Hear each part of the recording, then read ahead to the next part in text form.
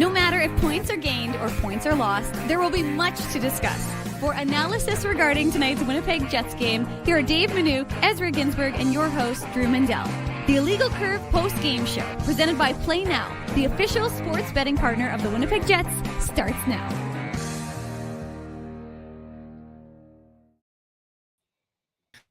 And with that, the interminable road trip has come to an end with a victory, Finally. at least, for the Winnipeg Jets. Yes, finally. It's been a long 2 weeks, but what's one more late night, early morning post-game show among friends? Right, Mr. Ginsburg? Let's say it together. Good evening, Winnipeg. Good evening, Manitoba. And for all those joining us live this evening on our YouTube channel and all of our social media platforms, we say good evening, universe, and welcome to the Illegal Curve post-game show, along with Ezra Ginsburg. I am your host, Drew Mandel, here to discuss a Winnipeg Jets victory. There's only been 2 of them on this 6-game road trip, but they finished it with a bang. A shootout victory over the Calgary Flames. They get the 2 points that they needed to get. Not the prettiest game we've ever watched, but 2 points is 2 points for a Winnipeg Jets team that was in need of good vibes heading home to face the Columbus Blue Jackets on Tuesday night. Yeah, Drew, it definitely wasn't looking good there late in the overtime when Mark Scheifele takes the penalty. And we can get into that, but I can see, what he was upset about. I mean, I think, he had a case that, he was slowed down because he had a scoring chance right before that, right? So you could see it, and you could hear it, by the way, on the broadcast. You could literally hear Scheifele giving it to the referees. So Mark Scheifele was probably the happiest person that Gabe Vilardi scored the shootout winner. And, you obviously, you could make the argument that, this was, an ugly win, just considering the Jets were up late.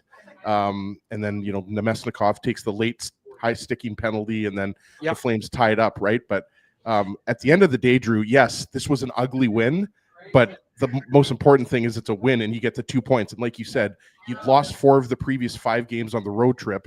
So that's what you needed here. And I realize that there's some things that you don't like about this game, like the turnovers, and we'll get into the turnovers in the Play Now game recap.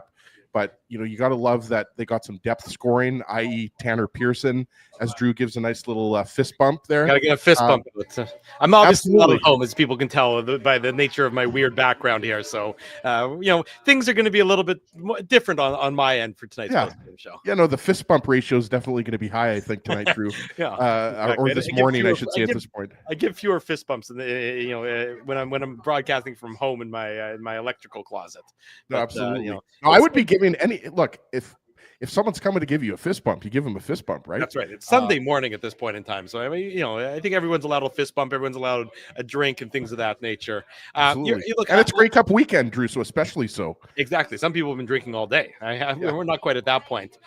Look, I understand where Mark Scheifele's disappointment and his perspective. Mackenzie Weegar should have been called for a penalty because he definitely impacted Scheifele's chances there. I'm not going to. I understand where Scheifele's coming from. I understand being upset in that instance. He clearly escalated it. I wonder if he maybe regrets that, but probably a little less so now that the team ended up victorious. But that was not the prettiest ending to the game from the Winnipeg Jets perspective.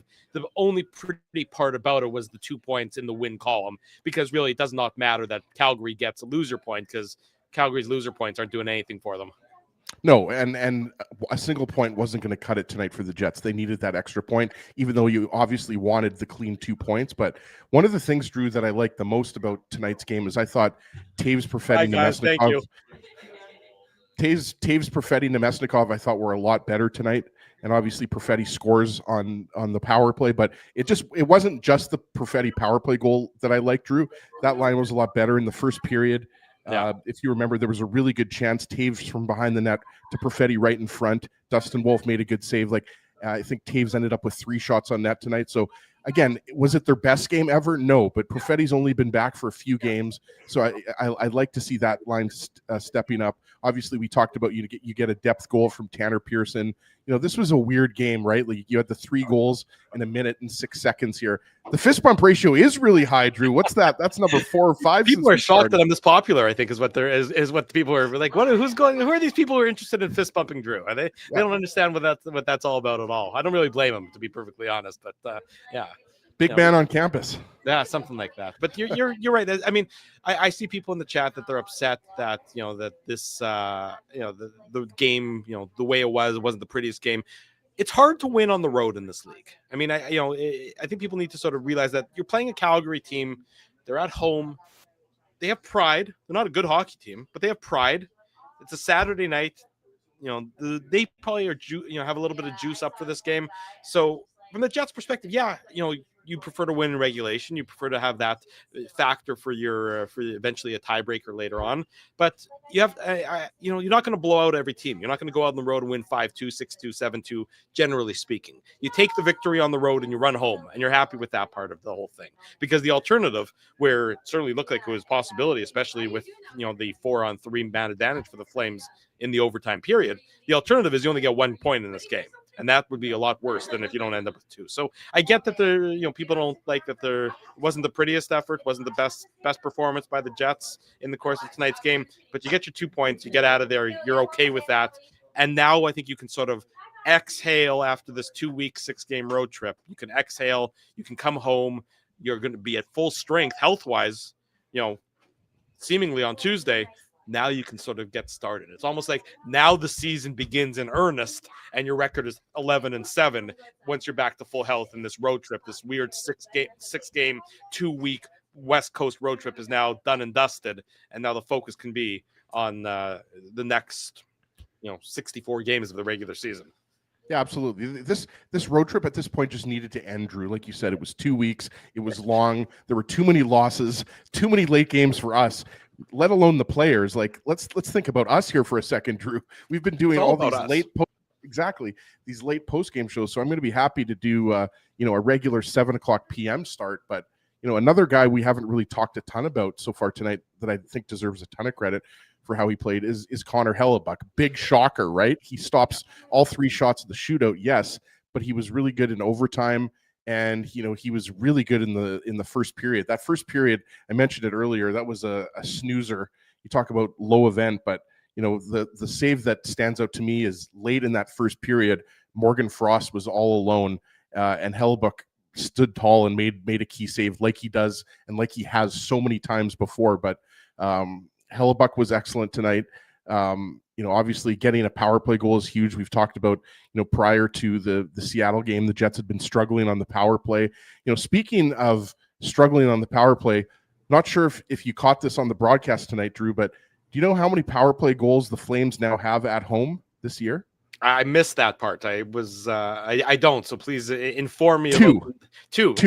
Is that before or after the tying goal tonight? No, that's including the tying goal tonight, right? So 2 power play goals when you're 18 games into the season. I don't think I have to tell anybody that's not very good. So that was a huge power play goal for the Flames. And obviously, for them at this point, like you said, Drew, they're last place. They're not making the playoffs this year unless there's some type of Alberta miracle where they go on a crazy long winning streak. It's just not going to happen. They're too far back. They're going to miss the playoffs. They're going to be a lottery team this year. So again, this road trip was still disappointing. Even though the Jets won, I think when you step back and you look at this road trip, there's cause for concern. But like you said, Drew, considering how things went in Seattle, you just needed to get 2 points, get out, get back home, start again. And it's almost like, the second part of the season officially starts on Tuesday against Columbus. It's true. It's just a weird start to the year, but you're absolutely right. When you factor in the injuries, you factor in this trip, at least it's done. We can look at it. We'll look at tonight's game. We'll get into the play now game recap coming up here in a minute or two, but at least for the rest of it, it's like, okay, done. Because when the schedule comes out, you look at that and you say 6 games, 2 weeks, no back-to-backs, all on the West Coast. That's odd. You don't typically see scheduling like that in the NHL, but it's over with. I'm sure part of it was the Jets asked to go on the road when the Grey Cup was being played here so that there wouldn't be any crossover. The Grey Cup sort of taking up all the oxygen, taking up a lot of the attention of everybody. So this way they can move on, and now they're back and they'll have the attention to themselves starting Tuesday against against the Columbus Blue Jackets. Of course, here on the Illegal Curve post-game show, we like to go goal by goal throughout the game, really breaking it down, talking about what we see on each individual goal. Well, there's a few goals to get into tonight's game. None in the first period, mind you, but let's get into it with the Play Now game recap. The Play Now game recap. The Play Now game recap is brought to you by its namesake, by your friends at Play Now. Don't bet on illegal sites. Maybe if you're going to the Grey Cup tomorrow, you're looking to place a bet, maybe 2 bets. That should be done with our friends at Play Now, Manitoba's local, safe, and legal gambling site. Keep your money in Manitoba. Check them out online, of course. PlayNow.com is your destination for that. Big thanks to Play Now for their continued support of the Illegal Curve post-game show. A low event first period. I think that would be a safe way to describe it, Mr. Ginsburg. I would imagine you would agree with my terminology about that first period in tonight's podcast. It was the definition of low event. There were some chances. I mentioned late in the period, Hellbuck made a really good save on Morgan Frost. I made a note here. Adam Klapka had a really good chance. I mentioned earlier, Cole Perfetti had a really good chance. Taves found him right in front of the net. There was the Dylan DeMello holding penalty on Blake Coleman, and I think the Flames only had 1 shot on that first power play. No power plays for the Jets in the opening period. But for the most part, that was a boring first period. That's the best way I would describe it.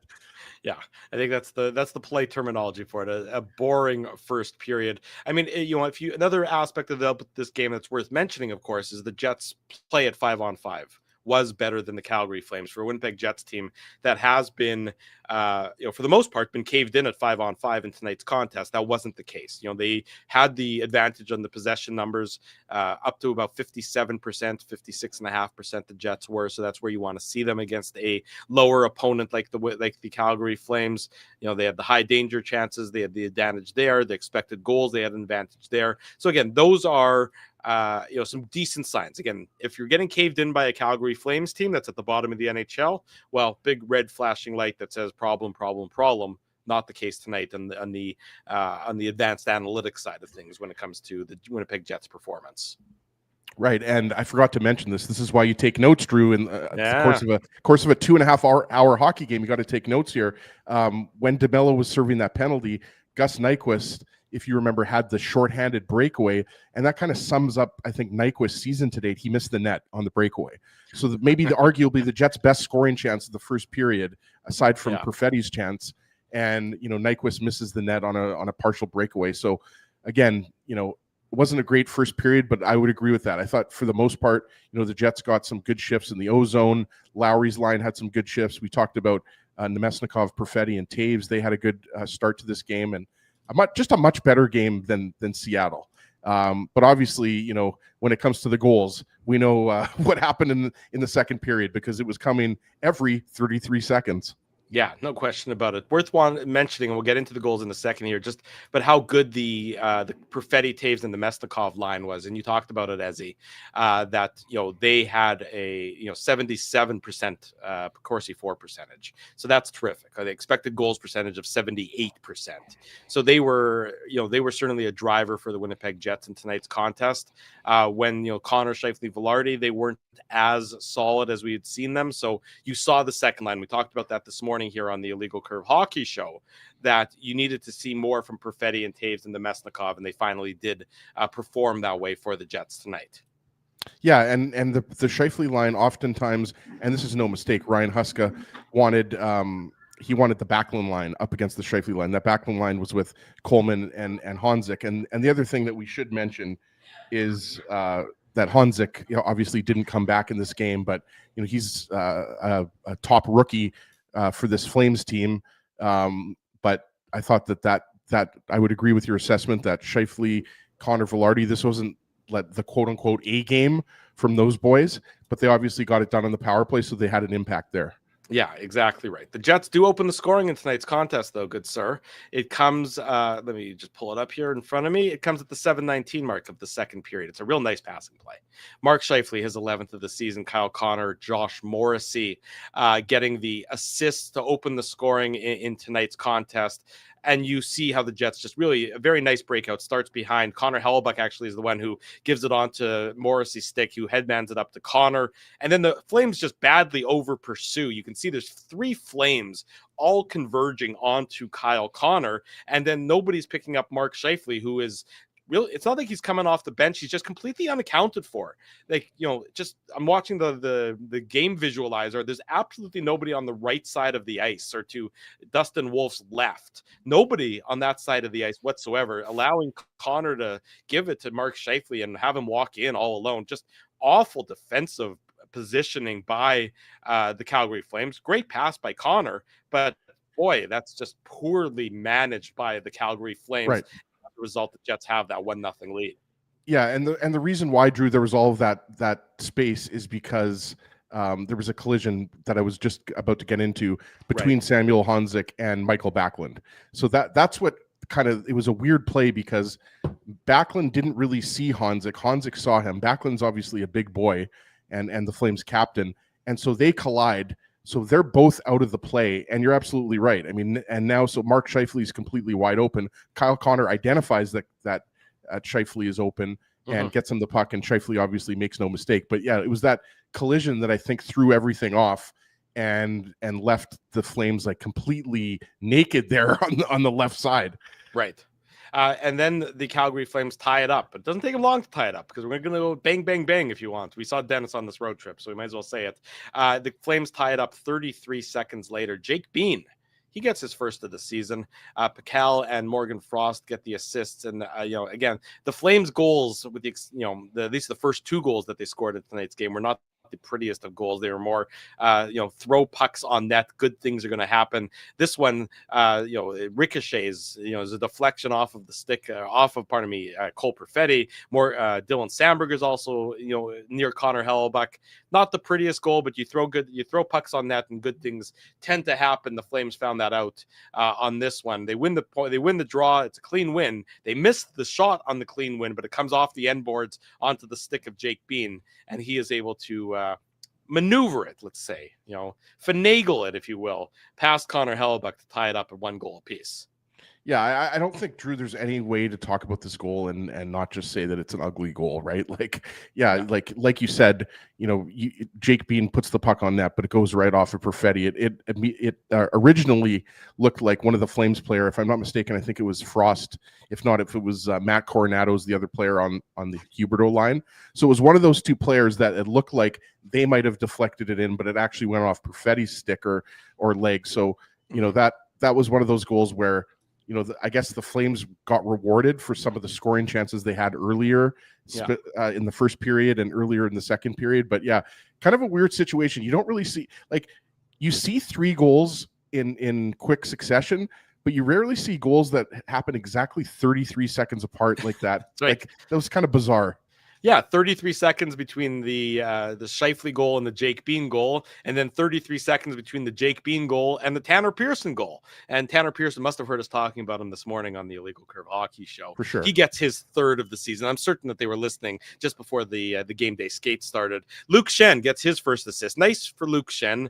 Justifiably, he's been criticized as of late, but he gets that first assist on the season, so I'm sure that feels good for him. Logan Stanley also getting an assist on this one. It's Pearson, his 3rd, as I mentioned, and the Jets get a couple of fortuitous bounces on this one as it deflects off of, I think it's off of Morgan Frost and another one of the Flames players before it ends up on the stick of Tanner Pearson, who makes no mistake. It gets on and off the stick quite quickly for the Winnipeg Jets. It's going off of 2 Flames players. It's going off Jake Bean and it's going off of Morgan Frost onto the stick of Tanner Pearson, and then Pearson makes no mistake to give the Jets the 2-1 lead again.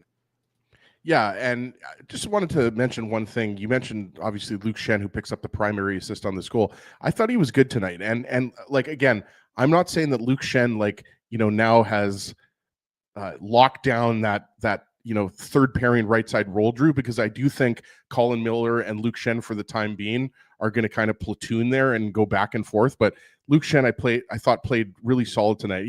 I think he was only around 12 or 13 minutes, just checking here. He was just under 12 minutes, 11:49 of ice time, 17 shifts, had a shot, and but he obviously we'll get into it on the next goal, but it was a giveaway. But just sticking to the Tanner Pearson goal, the Jets' third goal that put them ahead there.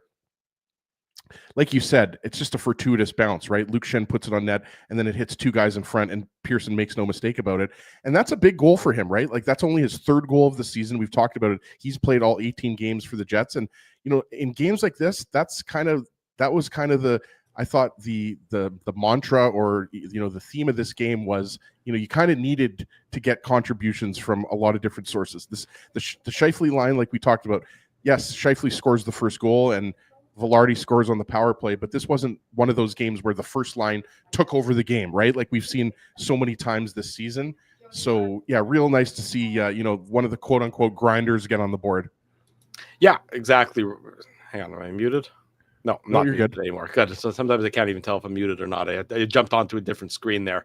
This is the Play Now game recap. Drew Mandel, Ezra Ginsburg, the Illegal Curve post game show. And sorry, Drew, that was the 2-1 goal, not the 3-2 goal. I got a little ahead of myself there. That's okay. The Illegal Curve post game show Sunday morning. We're live here talking about the Jets' victory over the Calgary Flames.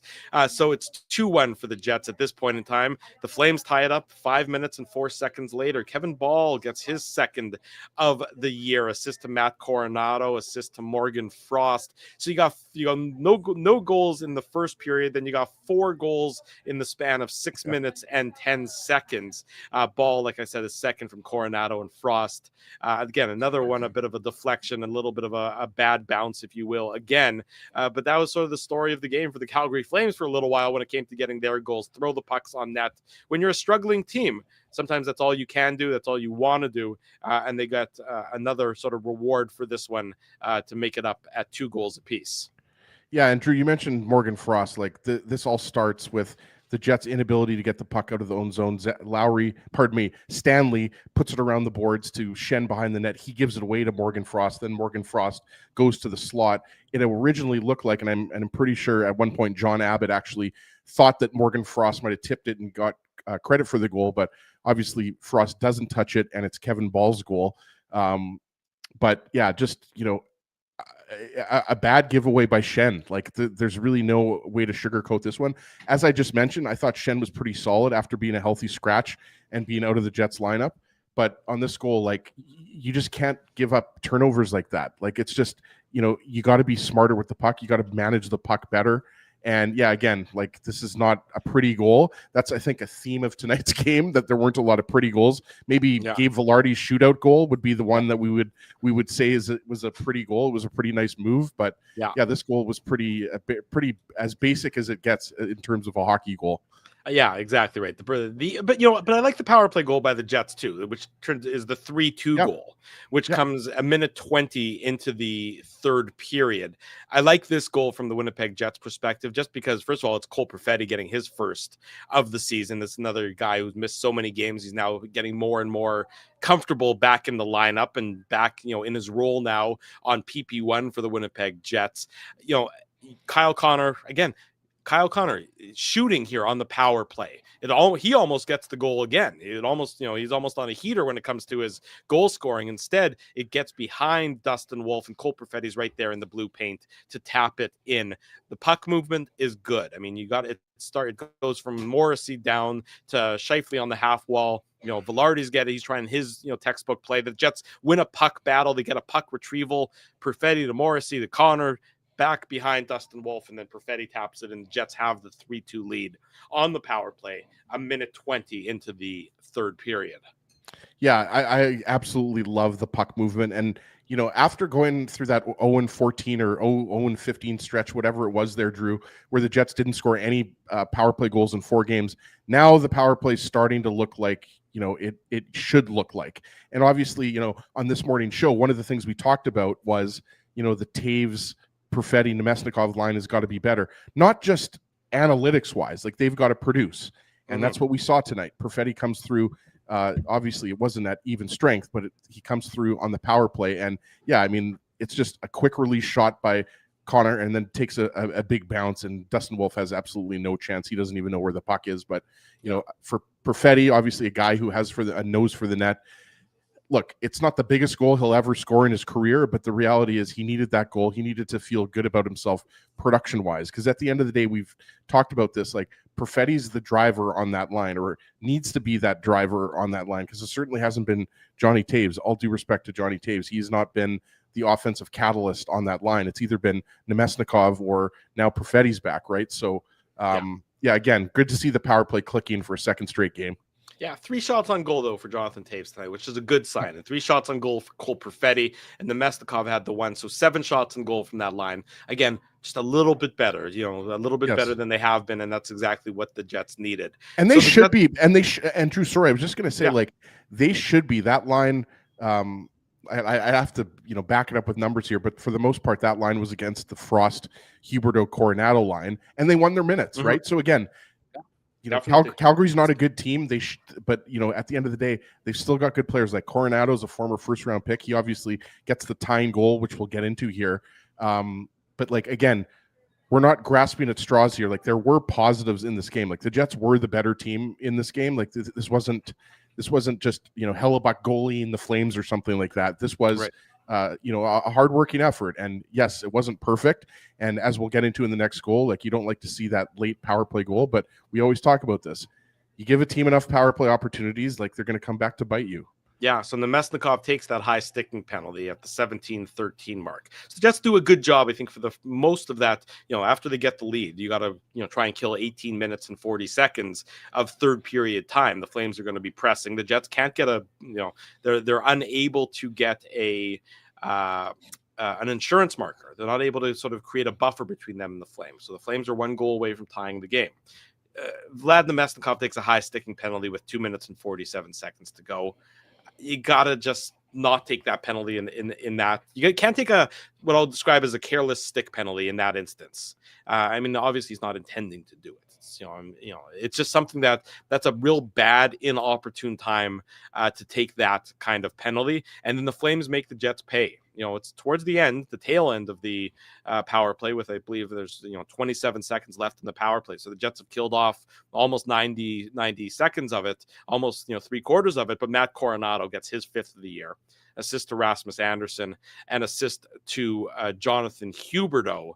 This ties the game up at 3 with 1:14 to go. And frankly, I don't really love how the Jets play it on the penalty kill. You leave Coronado all alone. I know that players are always fronting, when it comes to the blocking shots. The angles are just off for the Jets, and you can't leave 2 guys all alone in front of Connor Hellebuck, which is what the Jets have done on this play. And that's, they get burned as a result of it. So once that puck gets through, once it gets passed through, through Lowry, through Pearson, through DeMello, there's no chance for Connor Hellebuck, and the Flames tie it up late in the third period, Ezzy. Yeah, no, there's absolutely.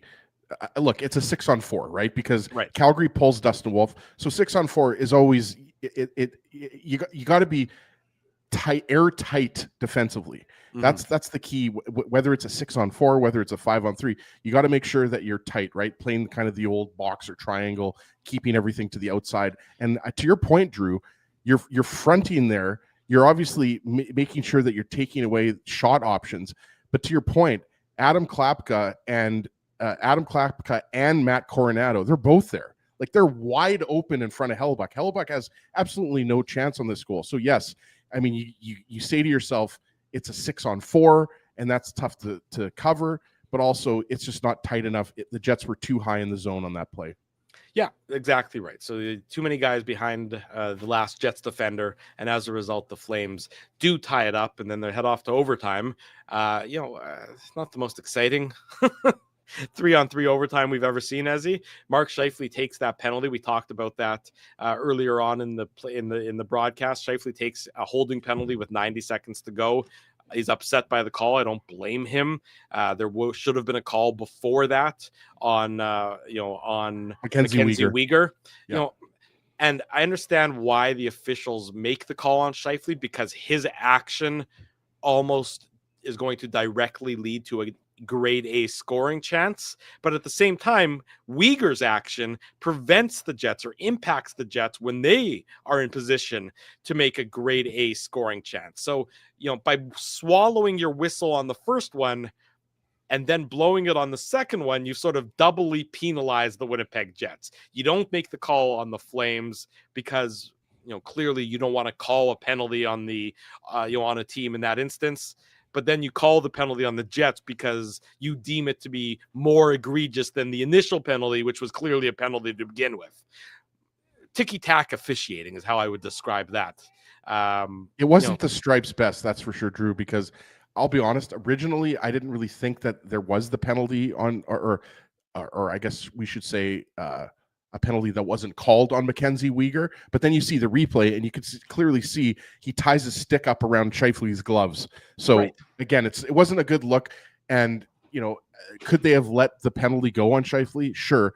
But also, having said that, like, Scheifele's obviously had a great start to the season and he's one of the Jets' best players. He most likely will be as long as he plays for the Jets. But I don't like taking the misconduct because this is why he's one of the Jets' best shooters in the shootout. Sure. Right. Like, so again, like you've selfish to me. Yeah. You've made you've pleaded your case. You've said what you need to say to the official when you were called for the penalty.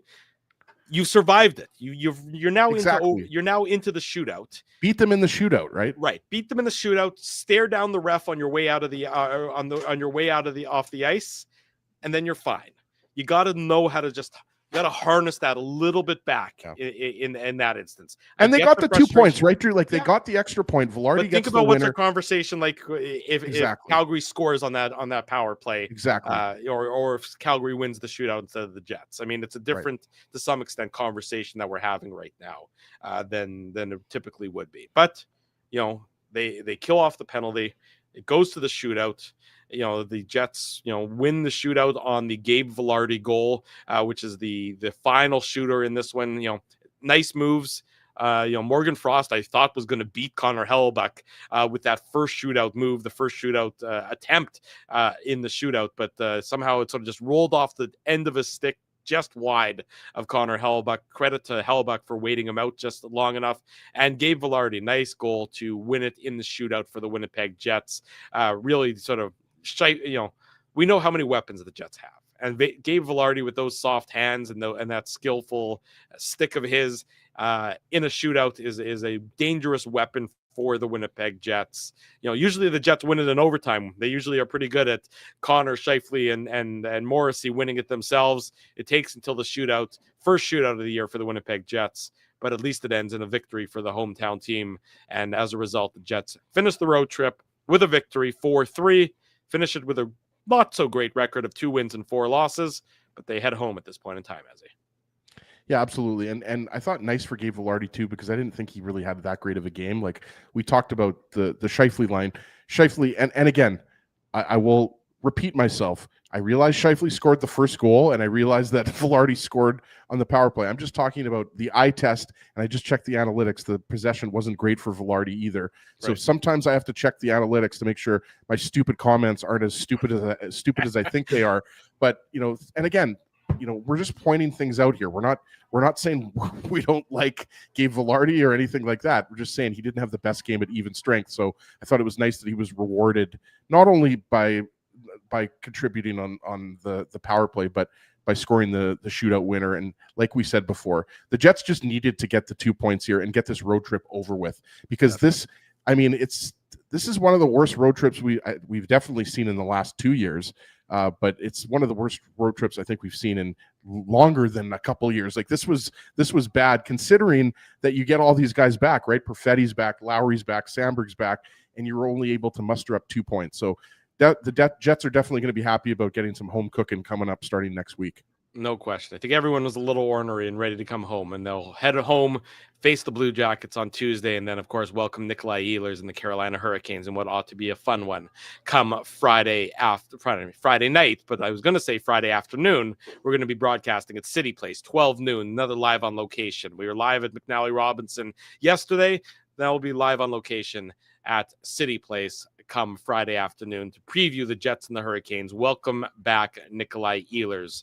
So we're looking forward to that as well. But the Blue Jackets first on Tuesday, but much more of this show to come. So we'll take a commercial break. We'll pay some bills. We'll line our pockets, and then we'll return and discuss more on the Jets and the Flames. It was a double victory for the teams in Manitoba today, as the Moose also won. So we'll mention the Moose victory as well. Manouk's not here to do a Moose Minute, so Ezzy and I will just make fun of him instead for that minute, rather than let him talk about the Moose. Drew Mandel, Ezra Ginsburg. It's Sunday morning. It's about 20 minutes to 1 o'clock. So many of you are here. We love you all for it. Don't go anywhere. Much more of the Illegal Curve post-game show still to come. I want to thank you for not betting with Play Now and choosing our illegal gambling site instead. Because we couldn't afford things like this without your money. So much of your money. Now you might have questions like, do our profits benefit your community? No. or bet with Play Now, Manitoba's local legal and secure gambling site. Dining, entertainment, parking, and convenience, all in one spot. City Place is located in the heart of downtown Winnipeg, attached to the Canada Life Centre. Whether you're working, living, or out for a night in the downtown, make City Place your go-to destination before or after the fun finds you. Lunchtime, game time, anytime. Visit City Place at 333 St. Mary Avenue, next to Canada Life Centre. Boys, I've made an important life decision, and I need your support. Oh, boy. I've decided to get a grill. You mean a barbecue grill for cooking? Like, that's not an important life decision, Ezzy. No. A grill for my teeth.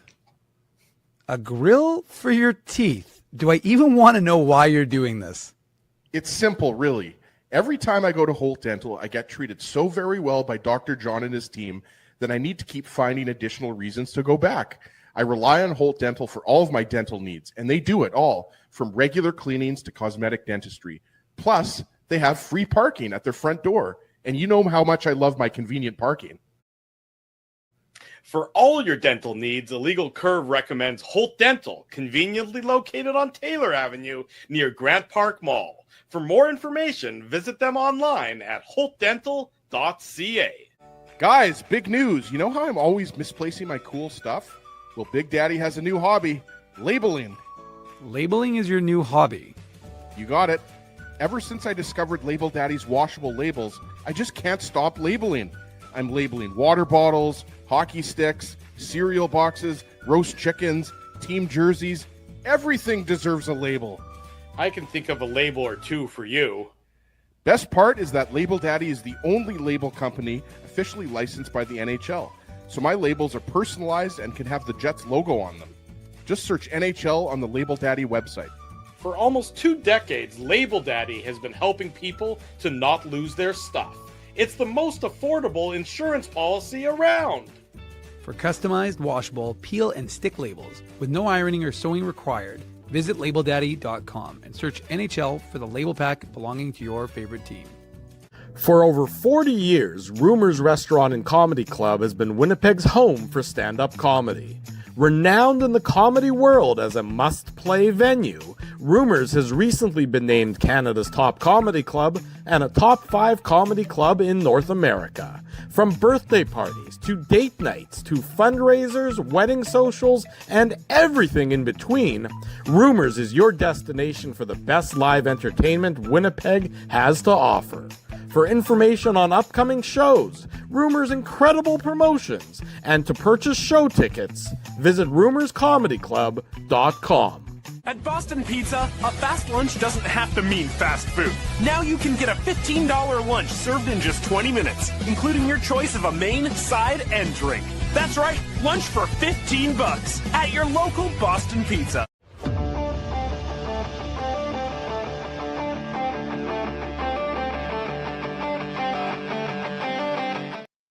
We are back 20 minutes before 1 o'clock in the morning, Sunday morning. Welcome back to the Illegal Curve post-game show. You hear that, Drew? Play now. No, what do they hear?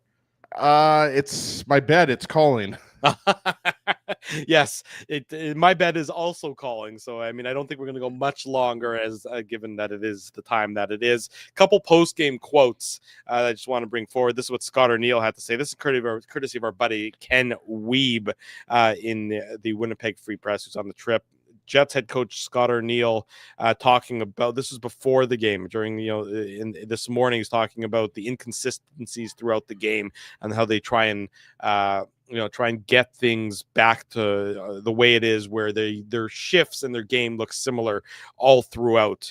The Jets, I'm not sure they're quite there, but they are slowly but surely making their way to that portion of their game. I thought these were sort of new quotes, to be perfectly honest, but they are not. There's some quotes from this morning's skate. But the Jets, again, they get the victory, as that's what matters the most over the Calgary Flames in tonight's contest.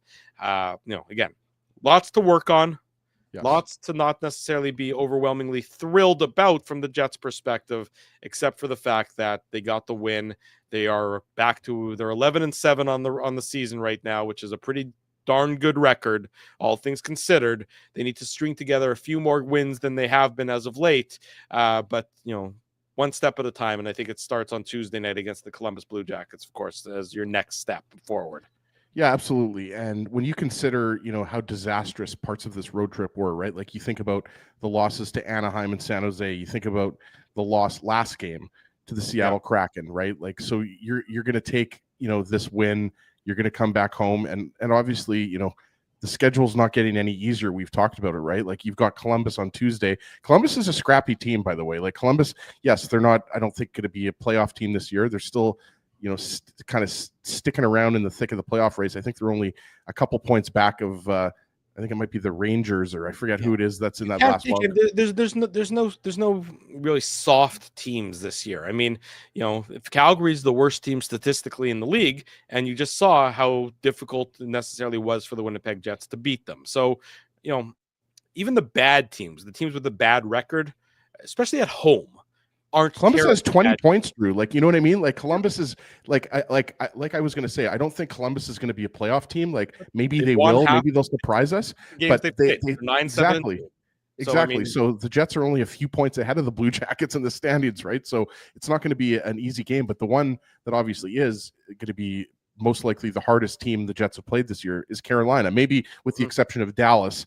But Carolina, I mean, exactly. So, I mean, and then you've got Carolina again later on at the end of the month, right? So, the schedule's not going to get any easier. So the key now is the Jets have to build off of this. They have to build off of this with a win against Columbus, and hopefully they continue that and they beat Carolina. And then you've got Minnesota next Sunday afternoon, right? So like you got to keep it going. This is a key stretch. You've got to rebound. That's the key.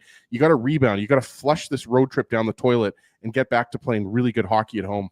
Well, you went 2-4, so now you need to go 4-2. You need to string together some victories, and you need to, get that, last 10-game record sort of, symbol. You need to get that back to where you want it to be on the positive side of the ledger.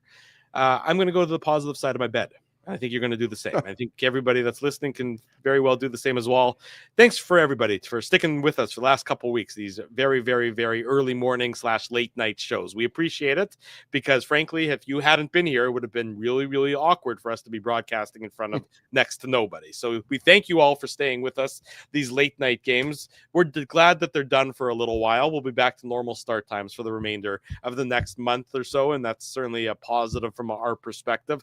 We'll see everybody on Tuesday night for the Jets and the Blue Jackets. Plenty of post-game coverage still to come on illegalcurve.com. Dave M, whenever Dave M finishes with his party and whatever he's having tonight, we'll, I'm sure, update everybody on what's happening with the Manitoba Moose. We'll be back Tuesday night for the Jets and the Blue Jackets and the recap of that one, the post-game show as well. We look forward to that. Big thank you to everybody that's joined us. Big thank you to our sponsors, Rumors Restaurant and Comedy Club, Play Now, City Place, Boston Pizza, Label Daddy, Holt Dental. I don't think I missed anybody, but if I did, Wheatland Hockey. And if I missed anybody else, I sincerely apologize for doing so. Our sponsors are terrific. They make the show possible. all of you here make the show possible as well. So with that in mind, Ezra Ginsburg, go to bed. Enjoy the Grey Cup tomorrow. Everybody enjoy the Grey Cup tomorrow. Party responsibly. If you're attending, if you're going to a party, whatever you're going to do it, just do it responsibly. For Mr. Ezra Ginsburg, I am your host, Drew Mandel. Thanks, everybody, for joining us. This has been the Illegal Curve post-game show. We'll see everybody on Tuesday night. Until then, we wish you good night and good luck. Thanks for watching the Illegal Curve post-game show.